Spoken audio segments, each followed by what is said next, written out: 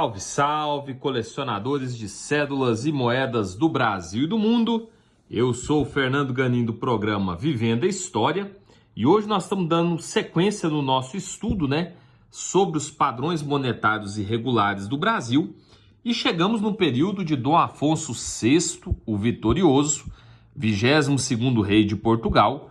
E a história de Dom Afonso é interessante. Eu acho que vale a pena a gente começar estudando a história desse soberano. Dom Afonso VI, olha aí o rostinho de Dom Afonso VI, e eu falo rostinho porque ele começou ainda criança, jovem a ser rei. Vou te contar essa história. Ele nasceu em 1643. Depois que o pai dele faleceu em 1656, portanto ele tinha apenas 13 anos. Tá vendo por que eu falei rostinho? Olha aí, a foto do rei de Portugal, com 13 anos de idade. Dom Afonso VI, ainda menor, foi regido por sua mãe até 1662, quando tomou posse do governo, nomeando para o cargo de primeiro-ministro o Conde de Castelo Melhor, um homem capaz que em poucos anos contribuiu enormemente para o equilíbrio das finanças públicas. Dom Afonso VI casou-se com Dona Maria Francisca Isabel de Saboia, que terminou voltando-se contra o próprio marido, apoiando o cunhado, um infante Dom Pedro, que por sua vez, apoiado por vários nobres, declarou o seu irmão como incapaz. Dom Pedro era irmão de Dom Afonso VI, sugerindo que lhe passassem o governo. Olha só que história a la Caim e Abel. Após o auto de desistência de 1667, Dom Afonso VI teve a sua liberdade cerceada e foi privado de sua coroa.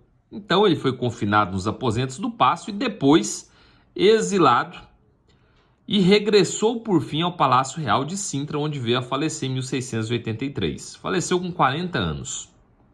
Então olha que trajetória curtinha de governo dele. Ele nasceu em 1643, com 13 anos subiu ao trono, era menor, teve que ser regido pela sua mãe, assumiu para valer o negócio em 1662, casou e em menos de 5 anos foi declarado incapaz. Então o que aconteceu? Foi um governo que ele mesmo, Dom Afonso VI, governou por apenas 5 anos. Tendo sido um período em que a sua mãe governou e tendo tido um período em que ele foi afastado do governo por conta do seu irmão Dom Pedro. Aqui conta também a história de outro personagem interessantíssimo desse período, que é o Conde de Óbidos. Eu já comentei com você, eu estive na cidade de Óbidos, lá em Portugal. É uma cidade que faz uma ginja, um licor muito gostoso de cereja.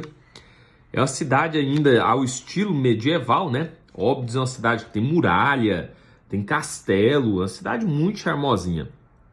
E aí o Conde de Óbidos, Vasco de Mascarenhas, primeiro Conde de Óbidos, 1605 a 1678, foi um administrador colonial português. Aqui interessa pra gente.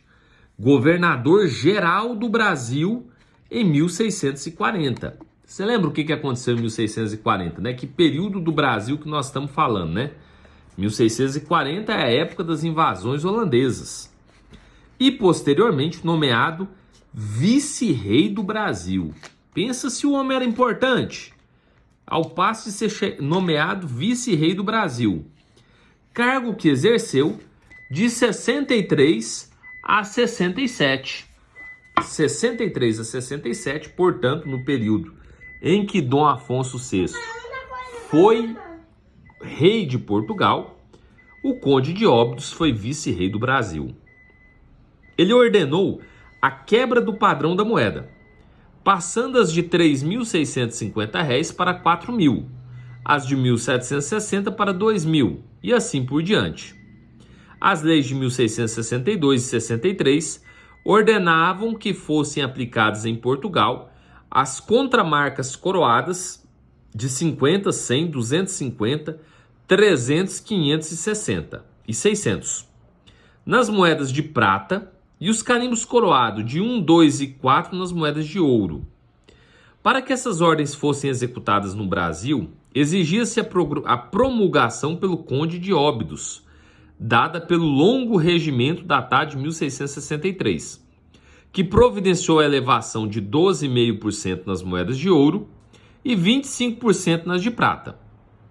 Tal documento determinava que fossem fabricados tantos cunhos quanto fossem necessários à operação, procedendo à contramarcação na Casa dos Contos da Bahia, Pernambuco, Rio de Janeiro e São Vicente, assistida por provedores da fazenda. Nos cunhos para as moedas de ouro se abriria um escudete com uma coroa em cima e interno a este os valores 1, 2 e 4, a exemplo do que aconteceu em Portugal. Já nos cunhos para a prata não haveria escudo, moldura. Foi suprimido o valor 50 coroado exclusivo para Portugal e criados os novos valores de 60, 80, 125 e 150 réis. Então aqui inicia o nosso estudo do período de Dom Afonso VI. Nós vamos iniciar esse estudo sabendo que o Conde de Óbidos foi vice-rei do Brasil e que houve uma divergência nos valores dos carimbos entre Portugal e Brasil, tendo em vista que para a ordem ser executada no Brasil dependia da promulgação do Conde de Óbidos. Beleza? Bora junto que esse período é muito interessante. Vamos nessa, um forte abraço e fica com Deus.